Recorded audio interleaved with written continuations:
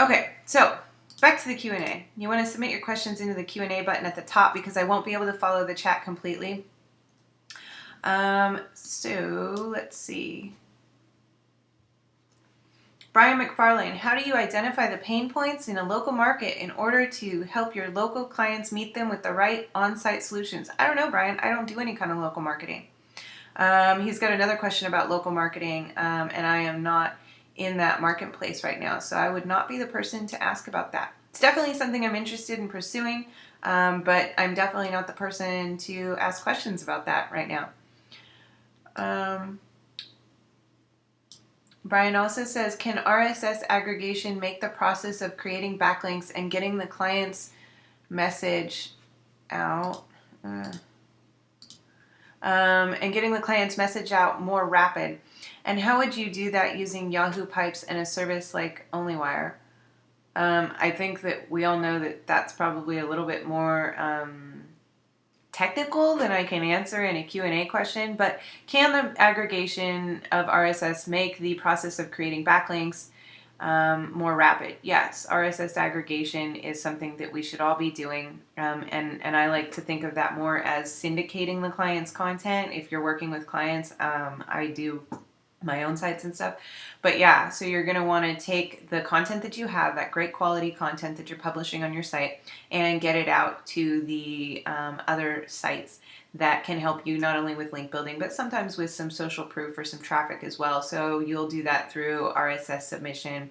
One of the ways that I have done it in the past is you take a service like you can use Yahoo Pipes to take, say, the RSS feed from your blog itself and from your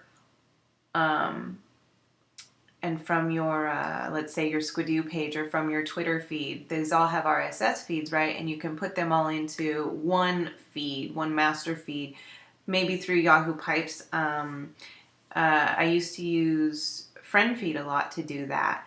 And then you take that master RSS feed and you can then submit that to the RSS syndication services and that kind of stuff. OnlyWire, I don't really use that anymore. It's a little janky and a little old, so I don't really mess with that. Most of this stuff nowadays, I do by hand. And, I have an outsourcer that will actually go in, manually create an account at whichever service we are becoming a part of, and then submit that RSS feed or that content manually, because we get such better results that way. And I think that a lot of folks are seeing that kind of stuff as time goes on, that with labor available at a reasonable price, and with the desire of people to have a more long-lasting business instead of a flash-in-the-pan website that's going to last 3 to 6 months, doing things by hand can a lot of times be much more effective.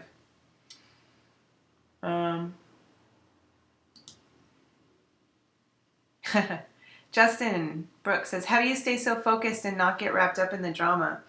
I do get wrapped up in the drama. I do. I often don't participate it, and I often don't publicly talk about it. But stuff does piss me off, and things that people do, I do think are inappropriate or appropriate or whatever the case may be. I am hurt by the actions of people sometimes in this marketplace, and I also sometimes benefit from the actions of people in this marketplace. I don't think that it helps me at all to talk about it in front of my list or customers.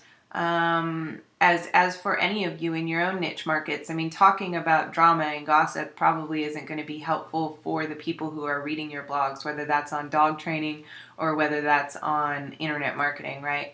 So I put a smiley face on and move on with my life publicly. D. Bentham says, I've been ranking at number 1 on Google for the example term handmade candles since the Panda update, with 3 Etsy results below me.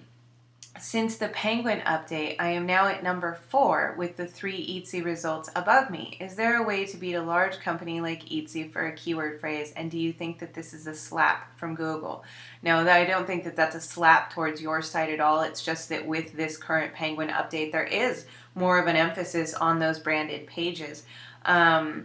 So some of the things that I would do in your case with your site, assuming that this is a site that you can do this kind of stuff in, is that I would work on social signals with your site. Etsy is a big brand. It's a big website. You're never going to beat them on backlinks alone, but you can prove to Google that your site is one that people are interested in and participatory in via that they like it on Facebook, or that they send tweets about it, or that you have lots of comments on the site. Those kinds of social signals are becoming more and more important. I've been talking about that for about 18 months. So if you can't implement that kind of thing, I would start with that. And then I would also, of course, carry on with your backlinking through organic, natural sources. And that's the key phrase right now. We're not talking about doing any kind of blog network stuff. We're not talking about doing forum blasts or any of that kind of crap. We're talking about, hey, I'm going to go put up a Squidoo page. Okay, that kind of stuff. Will you automatically then rank over those 3 Etsy results? I can't say without looking at the numbers. And I also can't say because right now Penguin, while it is fully rolled out, and while they do say that they're not going to be rolling anything back, it's being constantly adjusted still. And I don't think that we are able to say, hey, here's the exact solution for you at this stage in the game. But those are some basics that will help any site move forward. Paul, what is the best way to get links to internal pages these days? It's going to be your natural, organic, social media type of sites where you can create a profile and then you can go ahead and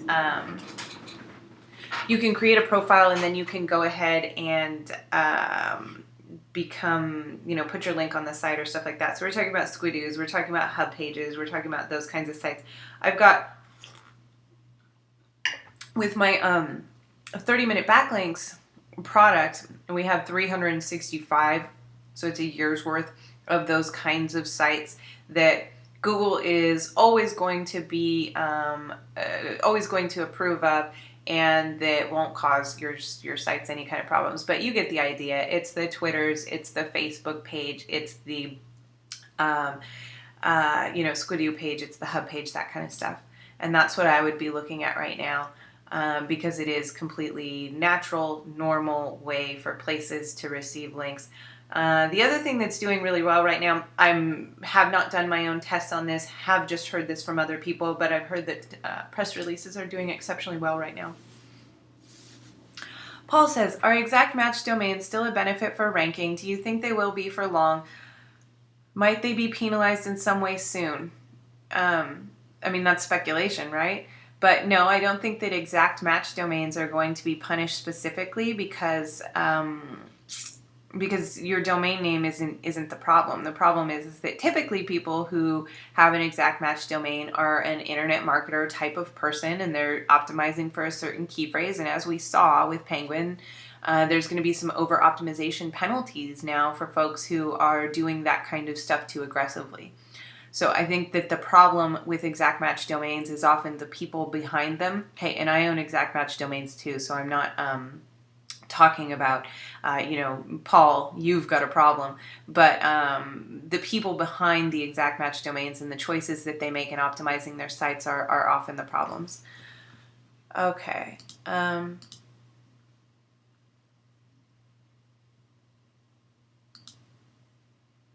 What are you doing different or the same with your sites post-Penguin?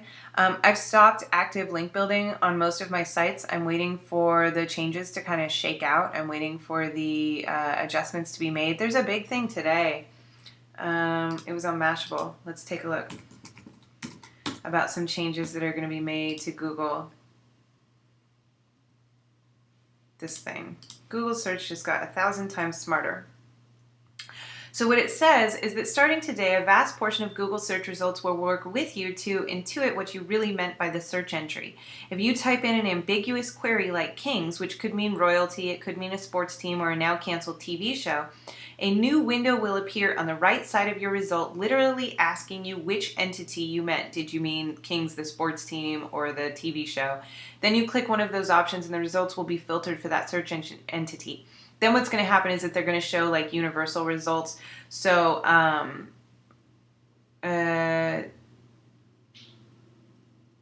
for a particular search query, where does this say down here?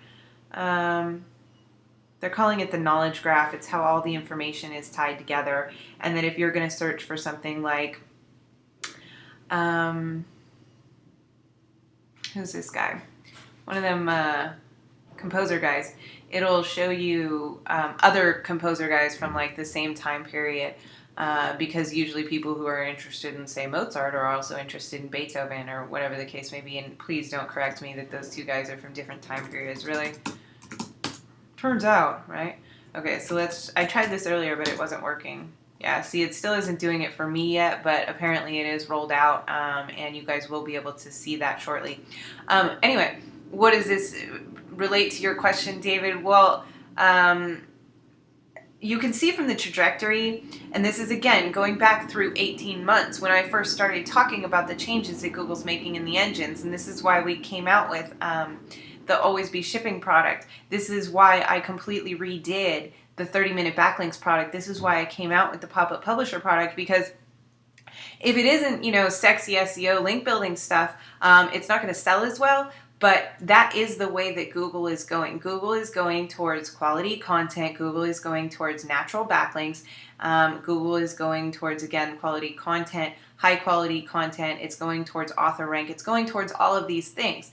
Now, if you look at the number of changes that they have made in the last several months, it's massive. This is all stuff that they have been building up to throughout the last 18 months. And now that's happening. It's happening. All of the things that I have been looking at and publishing and talking about that are going to be happening in the engines are now happening in the engines. And I don't think that it's over yet. So what am I doing different or the same with my sites post-Penguin? Like I said, I've kind of stopped my link building activity. I'm letting things settle. I'm waiting to see what happens with changes like the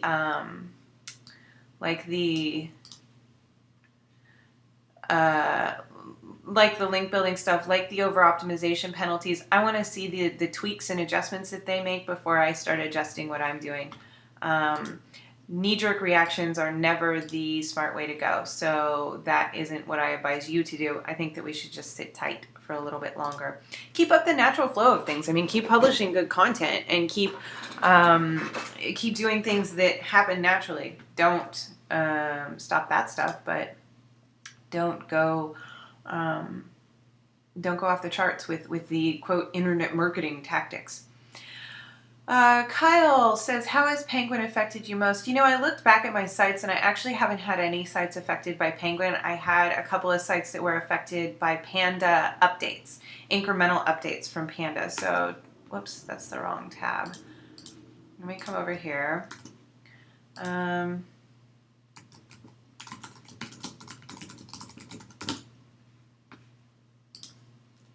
So what I had, looking at my dates, I had a couple of sites that were affected by Panda 3.5.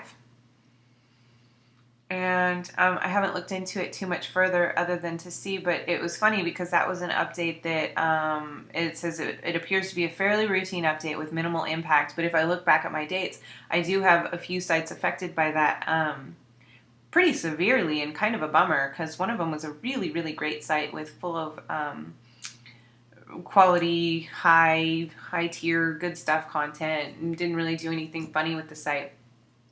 But I haven't had any sites specifically affected by Penguin. Omar says, hey Michelle, what's the top 3 things you recommend for a new site that's promoting an info product that's not completed yet? I think that if it's not your product, then you shouldn't be promoting an info product that's not yet completed. I think that you should review the product once it's completed so that you can get a really good idea of what the product is, to be honest. If it is your product, then it's going to be about providing really great information. One of the best people to do this, and one of the original people to do this, was Scott Bolch. And I forgot the exact name of the product or anything like that. But what he did was he showed people how to do something manually. And it was really great and really complete and really thorough. It had something to do with AdWords or something. And then his product that he came out with was how to do that in an automated fashion, right? So if this is your own product, show people how to do the thing, show people why they would want to do the thing, and then hopefully your product answers the question, well, here's how you can do it faster, better, smarter, cheaper, whatever the case may be, whatever your benefit is. So that's what I would be looking at. Andre, talk about backlinking, please. What are our opportunities post-Penguin? I think I've kind of talked about that. We want to look at natural social type sites.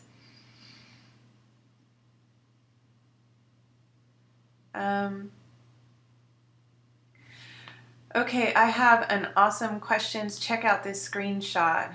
Okay. Let's see, this is from DeWalt.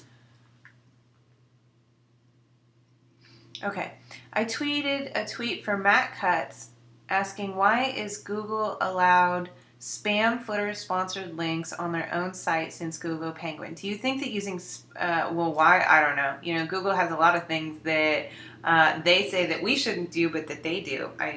You know, and this is kind of like the video that I did the other day. I'm not saying that it's right, but I'm saying that it is, and that we just kind of need to deal with that. So I'd be interesting to see what Matt says about that one. Also, you could alert Aaron Wall of that, of SEO Book. He really likes that kind of double standard stuff. He likes publishing on that. So that would be a good contact for that. DeWalt also says, do you think that using spun articles on a blog network, not like some that have fallen, can still work? Traffic Kaboom, if you did not know them. Is Traffic Kaboom the Jason Katzenbach one? Regardless, I would probably not jump into using any kind of blog network right now. Again, we're waiting for things to... No, this isn't the one that I knew of, I don't think. No, it is him. Okay. Well, so what I know about this site then, or I'm sorry, the way that Jason Katzenbach and Potash do their stuff is, from my understanding, and I could be incorrect about this specific network, but the other things that they have come out with. Oh, this is videos. Okay, if it's videos, I don't know. I can't speak on that. I wouldn't be using any blog network right now. I've recently heard that alt tags are bad and consider over-optimization with Google. Do you believe this to be correct? Okay, so I just read an article about that yesterday. This is like one of those cases of everybody freaking everybody out for no reason. This video explains my position on that. So what they found was a website that had like everything on it had alt tags, which were just hidden obviously in the text of the page, so they weren't something that people saw, and they were all stuffed with keywords. So we're not talking about, oh, I have a picture like this picture on my site and that its alt tag is what to do post Penguin. It's all hypotheses, because that's the name of the post. We're talking about, you know, hundreds of alt tags on the page that are actually not related to the content and just have the keyword phrase that the person is targeting. So no, alt tags are not bad.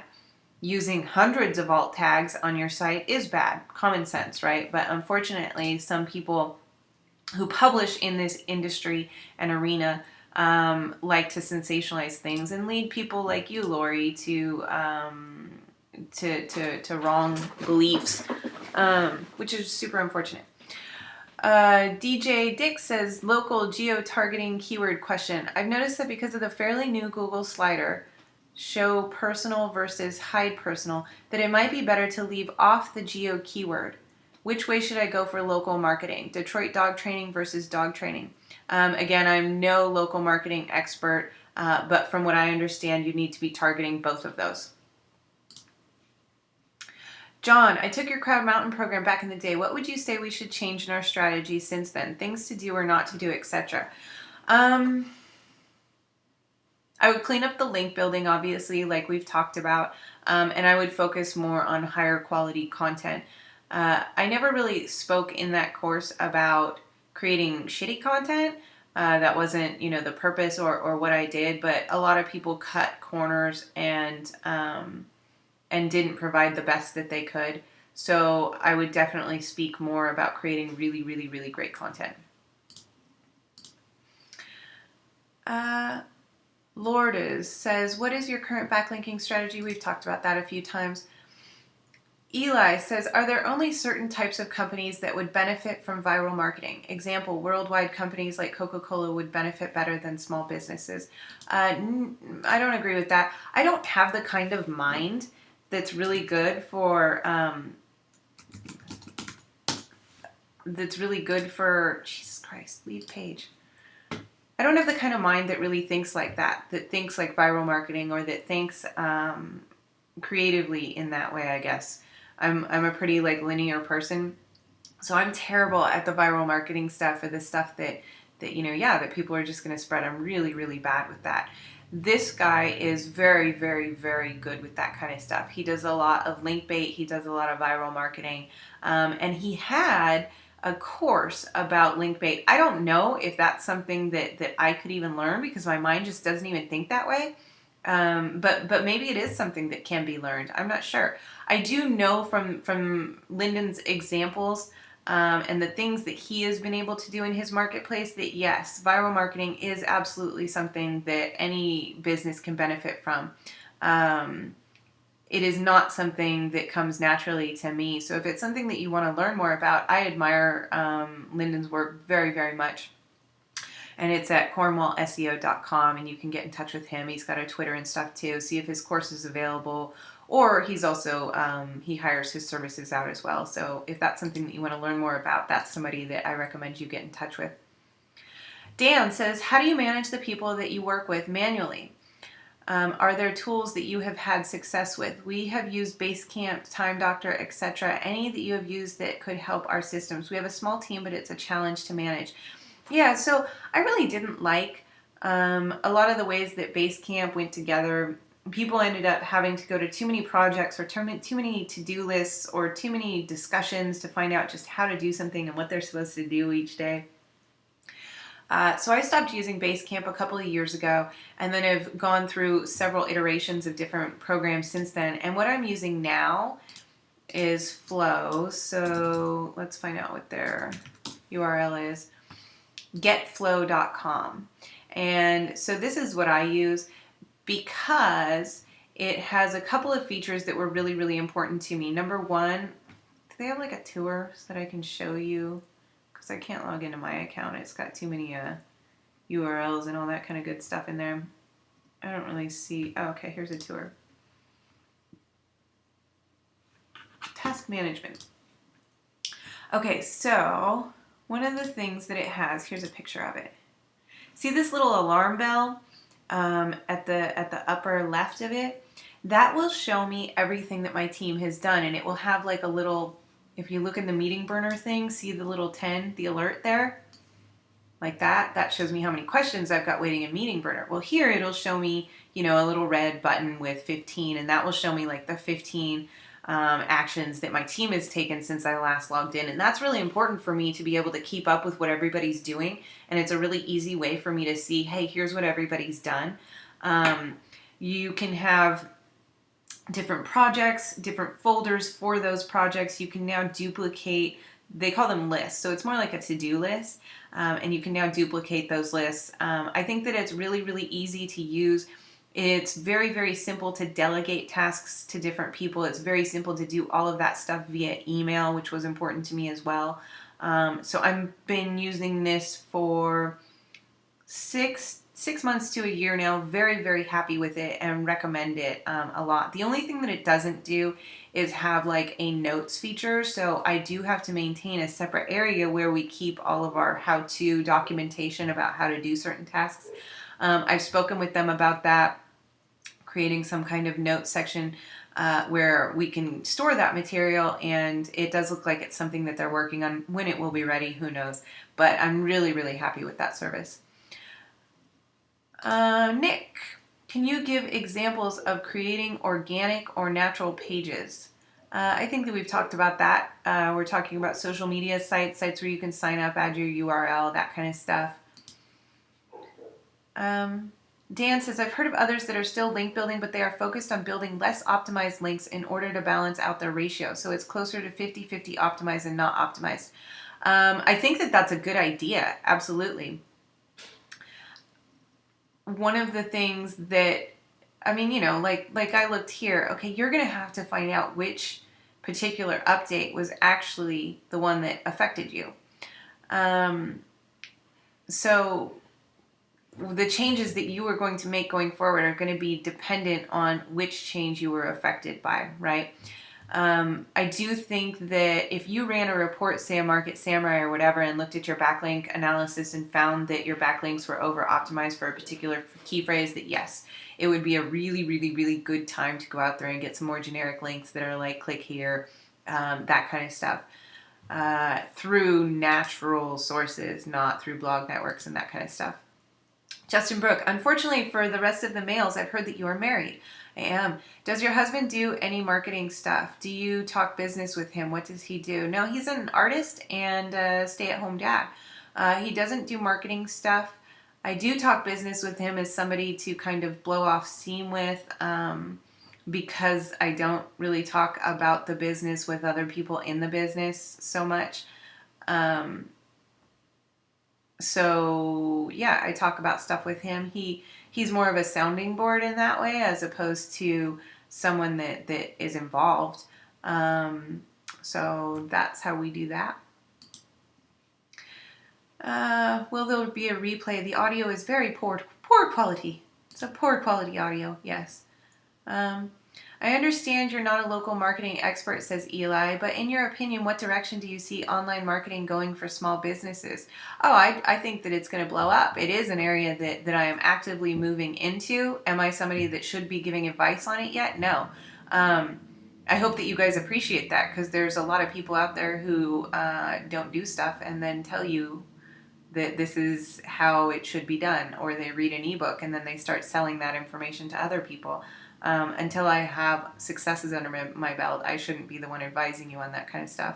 How do I see it going, though? It's just going to keep growing. Businesses are becoming more technologically aware and more proficient with the web and all that kind of stuff. They're getting it more and more as the years go on, and as such, it's something that they're going to want to be more involved with. So you, as the local marketer, as time goes on, won't even have to spend as much time educating them on why they would want to be doing online marketing for their small business, but instead you'll just be educating them on your individual services as time goes on. So I do think that it's a great area to be getting into. Cheryl says, if you had gotten hit by Penguin, what would you be doing for the site right now? I really, really loved what... Red pen test.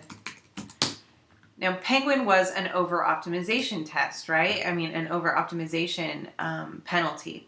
This post by Dan and Leslie says, take the red pen test, and it's basically you finding all of the places on your site where you used keywords unnecessarily, and then removing those things. It's, you know, I've seen this so many times where people put together really, really, really shitty sites and then they get hit by an update. And I'm not talking about Penguin or Panda or any of that. I'm talking about doing this for years that I've been talking to people. Really shitty site, let's say, really shitty content, really shitty backlinks, whatever the case may be. And then they want to know why they got hit by something. And you look at it and you're like, well, because it's utter crap. If you've got a site that's going to come away from a red pen test like this picture here, where you're using keywords that often unnecessarily, that's why you were hit by Penguin. We are often very, very blind to our own mistakes, or we often convince ourselves that our interests are completely altruistic when in fact they're not. In this case, this person may think that every link that they built in their own site, their own internal linking, that kind of stuff was helpful to the user, but when they actually do this red pen test, they realize that, hey, maybe that is a little bit excessive. So you can say, oh, I haven't over optimized my site, I hardly do that kind of stuff, and then you do something like this, and it may be much clearer. So I really liked this post, and I would go forward with this kind of analysis if I had been hit by Penguin, because that was an over optimization penalty. Maichi says that my site got hit by Penguin. Now I don't know what to do or how to fix it. So this is a great place to start. Nick, what automated systems do you use? SE Nuke, Link Juicer, Backlinks Indexer. I still really like Backlinks Indexer. I haven't liked SE Nuke for years. I don't know what Link Juicer is. I'm not really using anything automated right now, except for, I guess, Backlinks Indexer is still running in the background. But we, like I said in the beginning of the call, we don't do a lot of stuff that is specific to, we don't do a lot of stuff that is completely automated in that way. We do a lot of stuff by hand. Maichi, what marketing strategy do you suggest now? Okay, see, I have like a massive problem just with that question.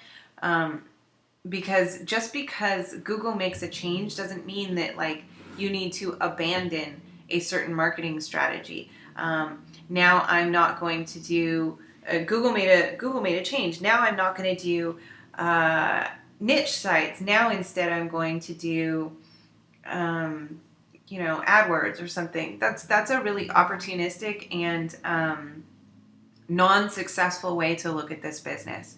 When things change, you need to find a way to roll with those changes, or you need to really assess why you're in this business in the first place. And I hope that you see that that's coming from my heart and trying to help you, and not coming from a place of criticism, even though the way that I speak often comes across that way, so apologies there. But, it's different strategies, different tools that people are selling. Like okay, Ryan Deiss, whose stuff I like, who I think is one of the good guys, although sometimes he gets a bad rap. But anyway, just sent out something about Pinterest. So like, okay, SEO's having some ups and downs right now. Should everybody get on board Pinterest? No, and I'm not criticizing Ryan for that. That may have been his in his marketing calendar for months, and have nothing to do with these SEO changes. So please don't think that I'm picking on him for that. But just because one thing changes Google, do we now need to go and start raping Pinterest? No. That's... am I recording this in my dishwasher? Did you hear that? That rumbling? There's this woman across the street with an insane truck, and I keep trying to get her arrested, but nobody does. I think she's drunk. I said that out loud. Anyway, so don't make adjustments just because there's a change. If you are making adjustments like, oh, I'm abandoning this and doing this now, then you're probably not in the right mindset to be successful at this business. It's not an overnight success thing. It's not something that is going to happen immediately for you or anybody. You've got to do something and work it and do it right from beginning to the end. Is 30-minute backlinks from your program still working if I create the pad file toolbar for my site? 30-minute backlinks is no longer that system. That was from years ago. It has been updated in January of this year to be about building backlinks for your site in a natural, organic way over a year's time. Would I still do pad files for my site? Yes, after it was established. That's always been my advice with that strategy. I have done tests where I was able to get sites to rank without doing any kind of previous link building and only doing the pad file stuff, but I've always also said that that's probably not the smartest way to go about any kind of link building. You never want to get all of your links from one kind of source, whether that's article directories or blog networks or social media or pad file sites. You need to diversify.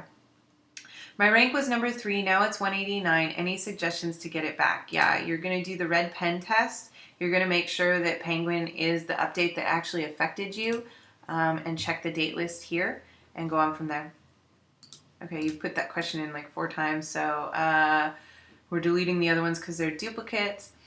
Hi, Michelle. Which company would you recommend for submitting press releases through? I've always used PR Web. Do you still use Helper Reporter Out? Yes, I do. I still get their emails. I've been totally slacking on actually responding to them and being as participatory as I can and should be for both backlinking and PR purposes. So yes, still a great resource and still something that I recommend that you do, even if I suck and haven't been doing it. Are you going to continue partnering on projects with Ed Dale in 2012? How's your relationship with the challenge team? Love those guys. We don't currently have anything like lined up or anything, but yeah. What are your thoughts on the all-in-one solutions like HubSpot? I don't know what you mean by all. Oh, sorry, I misunderstood. They give a strong pitch, but you have to give them the keys to your online business. No. They market to small businesses from every direction. Keep your hand off your mouse, Mark. I can't. I have to use my mouse. Really? Bro. What are your thoughts on the all-in-one solutions like HubSpot? That's why I can't even look at chat. I think that for a small business that doesn't have other options or doesn't know of other options, that it can be a place where they can get some direction of how to do things on their own. I think that a lot of businesses don't have time to do things on their own. And for that reason, HubSpot or other services like that guide people but don't actually do it for them would not be successful for them. But for somebody who has a person in-house who can implement those things, it can be a great place for a small business to begin should they want to, again, do it on their own. Jasper, Warrior from a great place to hang out or a profound waste of time? Waste of time. How much of your online business is from social networking efforts versus organic traffic? It depends on the site. I have sites like this one from Idea to Empire, like redomestication.com, who get their traffic from all kinds of sources, and it's very, very mixed from social media, from Google Organic. And then I have sites that are mostly purely SEO kinds of sites. So depends on the site. Justin Brooke, what's a day in the life of Michelle McPherson? What's your routine? I need more routine is, I think, my first bit of routine. By the way, we've only got 2 questions in the queue, guys, so if you have more questions, we've got a few more minutes for them, so you can put them in the Q&A. Gosh, I wish that I had more routine. I wish that I was a better planner. But as things stand right now, I usually try to make a list the day before, like the evening before, of what I really need to tackle the next morning or the next day. So right now, I have to answer a particular person that I'm working with about a script that we're using. And so I need to do the research for that. I had this Q&A that I'm doing today, and I need to record a voice intro for a webinar that I'm offering to my list. So those are like my 3 main things that I have to do today. And then beyond that, I've got a lot of stuff in flow that either are recurring reminders of things that I have to do on a regular basis, or that my staff has put in there for me, like to check their work on this particular thing, or just stuff that I've put in there that I want to get to, but that doesn't have a particular deadline. So that stuff will be in flow, which is at getflow.com. And tells me what I should do next because I'm not good at keeping it in my mind. Jasper says, is the original 30-minute backlink strategy still relevant? We've talked about that. Omar says, you're very generous in answering all of our questions, Michelle. Thanks for being so awesome. Thank you, Omar. I appreciate it. Justin, what's fun to you outside of business? I don't know. This is mostly what I do. I really, really like doing this.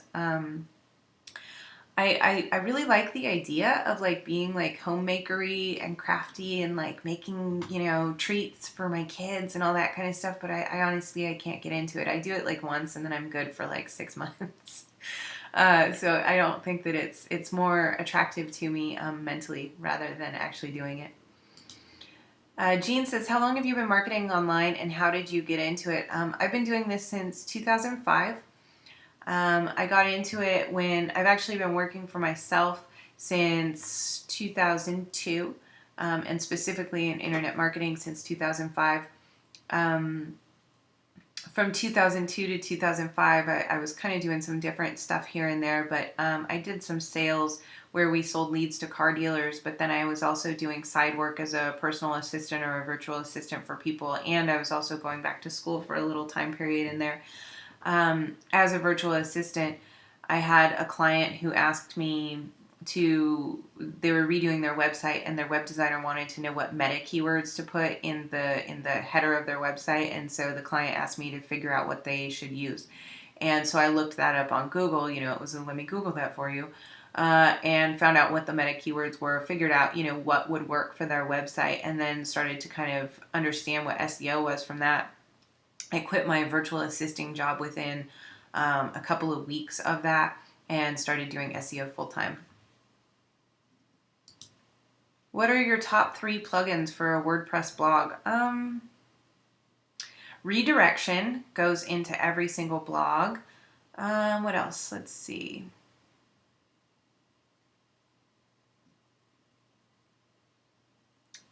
Redirection. Oh gosh, what else do I really, really love? Yoast's SEO plugin. Love that. That goes on every blog. And what else can I think of that I put on everything? W3 Total caching plugin, because my hosting blows. Lourdes says, how do you find good outsourcers? I've tried Odesk, Elance, and local outsourcers and have found one really excellent person. Hooray, but most seem really, scary. Any tips? Sure. So, I think that the people who are attracted to being a virtual worker are just as unemployable as the people who are attracted to internet marketing, right? I mean, I'm completely unemployable. If you are, I apologize for grouping you in the same group as me.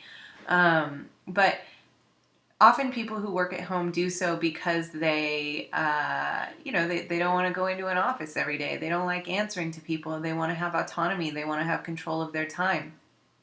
We're sold on the idea that, say folks in the Philippines or folks in India just, really love working for Americans and love that opportunity. But the truth is that there are jobs in their countries, and oftentimes they want to work at home, say because they have children or because they haven't been successful in an office environment for whatever reason. There may be some problems with authority, that kind of thing. Who knows? That's all stuff that I've struggled with. And I've found that the people that I hire often struggle with some of the same things. It's also so easy to leave a virtual position. You never have to go in and pick up your last check, right? You never have to face your employer down at the Safeway when you go to pick up groceries one day and run across them because they live in the same town as you. So when people encounter a problem in their lives or are just kind of lazy, it's super easy for them to flake off on a virtual job. So that being said, how do I find a good outsourcer knowing that we're having all of these problems? And I don't think my point in going over all that wasn't that these people are bad, but that I do think that they tend to have certain character flaws that I myself have, and that we need to account for those during the hiring process. So what do I do in the hiring process to eliminate those folks? I have them take an English test because number one, the most important thing for me is that these people know how to speak English very, very well. Because you can teach anybody anything if you can communicate effectively with them. But if you can't communicate effectively, it's going to be really difficult to teach something to people. And then I go through a process where I have them do a test job, where I have them do like a survey that is questions about them. I want to see how much they write. I want to see how good their writing is. I want to see how open and communicative they are. And none of the individual things are super important.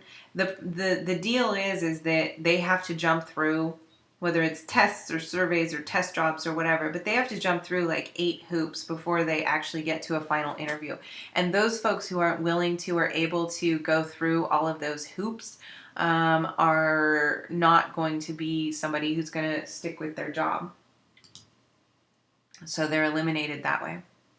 What do you think about purchasing high PR domains to either repurpose for my niche and place links on the homepage to a money site, or do a 301 redirect to a money page, says Paul. Purchasing high PR domains can be a great strategy. Right now, you're going to want to look into their backlink profile a lot more closely and ensure that it's a clean backlink profile. And place links on my homepage to a money site. Either repurpose for my niche, okay, or place links on my homepage to a money site. Sure. I mean, any site that you get. Again, none of this matters, like what you're going to do with it. What the important thing is that you're looking at a site with a clean backlink profile. Jasper says, are you still in the Tahoe area? I never saw you in the lift lines at Squaw. Yeah, I'm not a skier. I am not also in the Tahoe area anymore. We moved back to civilization back in the San Francisco Bay Area where I grew up. We live in Petaluma right now, which is in the North Bay, just north of San Francisco. I grew up in the East Bay, in the Walnut Creek, Concord area. But now we're in the North Bay and it's delightful. Do you have an affiliate program associated with your products? Yeah. Well, you can't see it down here, but if at the bottom of my site is a link to the affiliate program. Omar, is your social media daily strategy still valid? Yeah, I think that it's almost more valid than ever given these changes that we've currently been through. So that's a free report at socialmediadaily.com. It hasn't been updated in forever. It obviously does need to be updated. Some links are dead. If the link is dead and the service is no longer there, then obviously you wouldn't use that one, right? But all those that are still there and are still working are completely relevant and helpful for your link building. Mark says, where does email fit into your publishing model? How important is it for creating a tribe? I think email is really important. I mean, that's how most of you guys ended up on this on this webinar today, was that you got an email from me. People, God love them, will have the best intentions to read your stuff again or whatever the case may be, but without some prompting, they're not going to be able to because they'll forget. So I think that Justin says, Mark Elgin is probably one of the sexiest men I've ever had a chance to drink a beer with. That is quite an endorsement, Justin. I hope that, oh yeah, that's public. Okay. Anyway, email. Got to have email. Very, very important to keep in touch with your niche. And I think that now that we're all moving towards this model of I hope we are anyway, of having better quality content on our sites and really considering content to be one of the important things, that building an email list is going to be easier, right? I mean, if you had like a really shitty site in the past, an MFA site or something like that, how are you going to build an email list from that? Nobody wants to give somebody on your crappy site their email address. But now that we're focusing on higher quality content, it will be easier to do that. Satbeer says, do you still use Postgres? Are there any alternatives? Do you think it will benefit from being taken over by Twitter? I don't know if it'll benefit from being taken over by Twitter. Do I still use it? Occasionally, not so often. Are there any alternatives? Probably, but I don't know of any. Cheryl says, thanks, Michelle, you rock. Thank you, Cheryl. Would you recommend a particular outsourcing company in the Philippines? Says Satbeer. Sorry for saying your name wrong. I know I said it wrong. No, I don't work with outsourcing companies. I hire individuals. Why? Because outsourcing companies, you're paying them a premium for your for them finding the person or having the person be in their office or whatever the case may be. I like working with the individual because they have loyalty towards you instead of towards their outsourcing company. Also because if I'm paying an outsourcing company, $50 or $100 a month just for the privilege of finding the employee through them, I would much rather pay that extra money to an individual every month and have it benefit a specific person as opposed to the company. Omar says, how do you speed up your site loading times? Well, if you go to any of my sites, like From Idea to Empire, you'll see that my loading times are totally shitty. And so that's a problem with the host that I'm using. HostGator's cloud sites right now they're linked down there in the bottom, but you probably shouldn't use them. They've completely outgrown their infrastructure. And despite all of the things that we do to speed up our sites, like using caching plugins and CDNs and that kind of stuff, their hosting just totally blows right now. So what I would do, or what I do is use caching plugins, and I use a CDN and do that kind of stuff. You won't really see any of my sites load quickly. I'm hoping, they say that they're updating their infrastructure. I'm waiting for that to happen. I'm getting to the very, very end of my patience rope, though, and I'm about to move. Justin, can you tell us the story of Batter What was it like when that took off, and how you handled the drop-off? Gosh, that's like a whole hour-long call, right? In and of itself. So Batter came out in the beginning of 2006. It was MySpace friend adder software. I actually started it so that I could post comments on people's MySpace pages with links back to my sites, because some of those MySpace pages had very, very high PR. And what had happened in the end of 2005 was that Google had just made an update, and it's the biggest update. This Penguin Panda stuff is the biggest change in Google that I have seen since that 2005 update, where everything went from being more about the content on your page to being about the backlinks that you have for your sites. So I hadn't been prepared for that. Most of my sites didn't have backlinks, and so I lost all of my ranking and was starting to run out of money and all that kind of good stuff. So I needed to find free places to get links from. I started looking at social media as a source for that. And if I'm remembering correctly, I'm the only, or not the only, I was the first person to talk about getting links from social media sources. I'm sure that there was somebody else out there talking about it as well, because most great ideas aren't created in a vacuum. But I was the first person that I knew about to talk about that kind of thing. Most of the marketers at the time were, 10, 20 years older than me, and thought that all of this social media stuff was faddish and kind of silly. And we see where that went.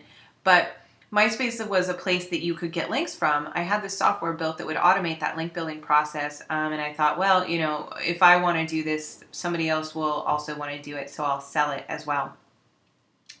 The internet marketing community was completely uninterested in the software. Again, my connections at the time just didn't see any potential in it. Nobody was doing social media marketing, anything like that. So I just started selling it to MySpace people, and it blew up very, very quickly.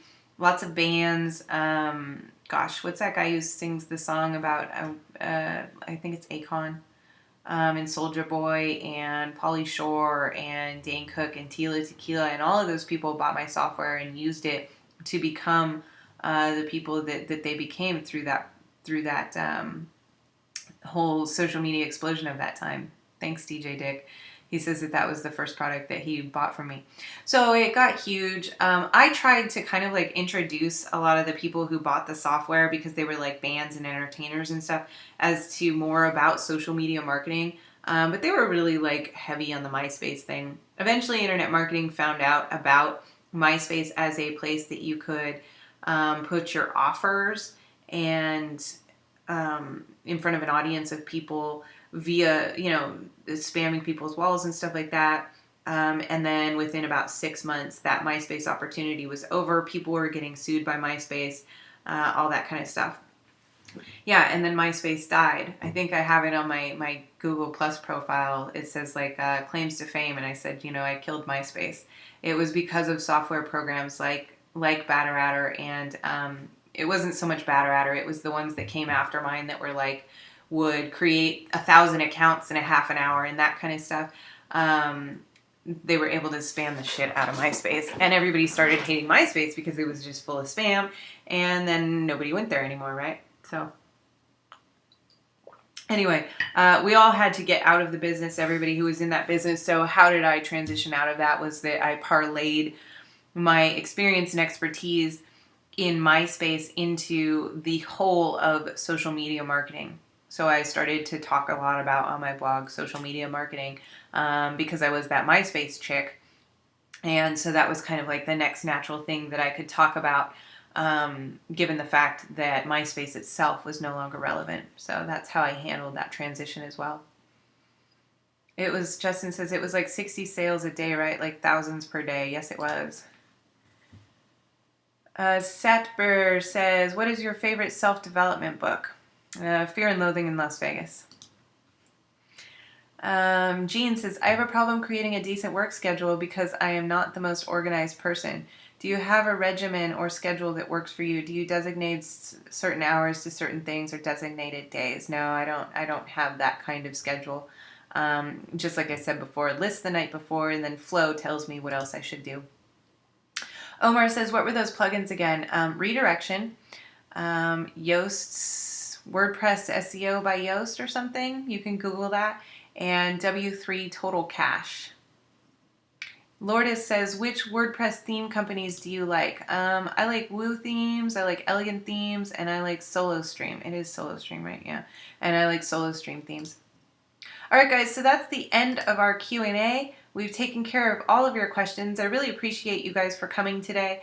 I'm sorry if I was rude to people. That happens sometimes.